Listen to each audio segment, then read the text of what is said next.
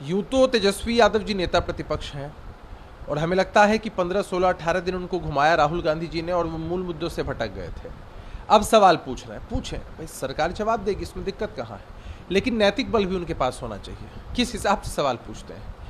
बिहार में पलायन के लिए, बेरोजगारी के लिए, बिहार की बदहाली के लिए, अपराध बढ़ने के लिए, भ्रष्टाचार चरम पर रहने के लिए खुद इनके माता पिता उनका शासनकाल जवाब दे रहा है।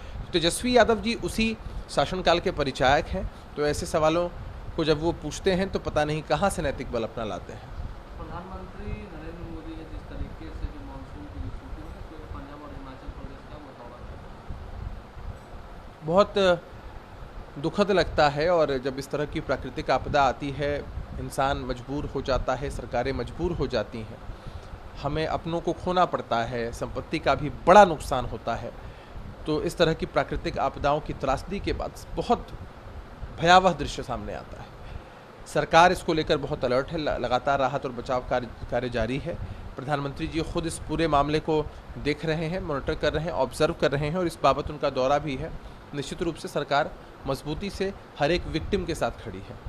मल्लिकार्जुन खड़गे कांग्रेस के अध्यक्ष, उन्होंने कहा है कि मोदी और ट्रंप के संबंधों को लेकर कहा है कि प्रधानमंत्री तो राष्ट्र का दुश्मन बन गया और वातावरण का खराब। शर्मनाक बयान है, निंदनीय बयान है। समझना चाहिए कि प्रधानमंत्री किसी पार्टी विशेष के नहीं होते हैं, पूरे देश के होते हैं। 140 करोड़ से अधिक की आबादी के हैं, और आप प्रधानमंत्री जी उनकी सरकार की नीतियों का विरोध कर सकते हैं नेता प्रतिपक्ष के रूप में, नेता विरोधी दल के रूप में, या विपक्ष के किसी साथी के रूप में आप सवाल पूछ सकते हैं। लेकिन जब आप इस तरह की शब्दावली का इस्तेमाल करते हैं तो यह दिखता है कि राजनीतिक रूप से, भाषाई रूप से आप कितने दरिद्र हो चुके हैं और विरोध करने के लिए किसी भी स्तर तक गिर सकते हैं। राहुल गांधी न्यूज लेटर है वो लॉन्च किया, इलेक्शन कमीशन और बीजेपी पर जमकर हमला किया और वोट चोरी का आरोप। सबसे हास्यास्पद यही लगता है कि राहुल गांधी जी अगर सांसद हैं, उनकी बहन सांसद हैं, तेजस्वी यादव विधायक हैं, या बहुत सारे ऐसे प्रदेश हैं जिसमें इन्हीं चुनाव आयोग के द्वारा कराए हुए चुनाव के माध्यम से इनकी पार्टी सत्ता तक पहुंचती है। नहीं भी पहुंचती है तो इनके सांसद और विधायक जीतते हैं, तब ये कहते हैं कि लोकतंत्र की जीत हुई है, जनता ने हमको जिताया है। लेकिन जहां हारने का डर सताता है या हार जाते हैं, वहां इलेक्शन कमीशन पर ठीकरा फोड़ देते हैं।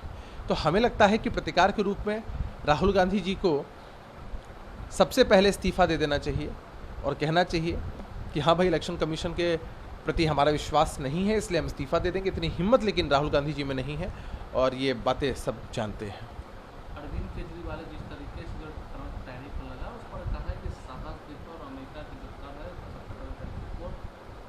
अरविंद केजरीवाल जी के पास तो बहुत साहस है।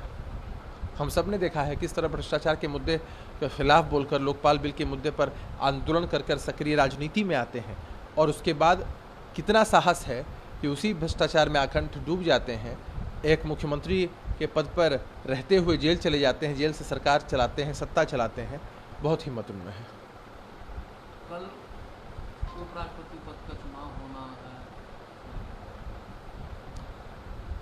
कल इसके लिए वोटिंग होगी, और हमारे सशक्त उम्मीदवार हैं एनडीए के, और मजबूती से वो चुनाव लड़ रहे हैं, और जिस तरह का व्यापक समर्थन है उस बाबत आपको बहुत जल्द एक सुखद खबर दिखेगी। एनडीए के कुनबे में खुशहाली आएगी और हमारे उम्मीदवार भारी मतों के अंतर से जीतेंगे।